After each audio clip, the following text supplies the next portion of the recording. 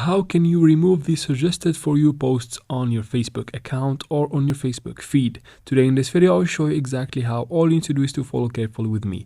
First, we need to open the Facebook app and then tap right here in the top right corner to go to your menu.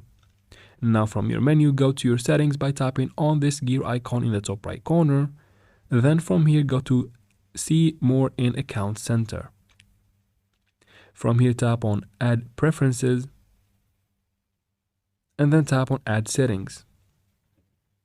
And then from here, tap on activity information from add partners and then tap on review settings in the bottom and make sure the second option is selected here, the no one, not the yes one. Now quit from here.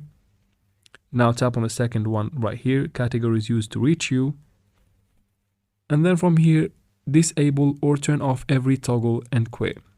Now tap on this last option, add shown right here, and then turn off this toggle again and you should be good to go. And that is it for this video, guys. If it was helpful, please like and comment down below. Don't forget to subscribe and thank you very much for watching.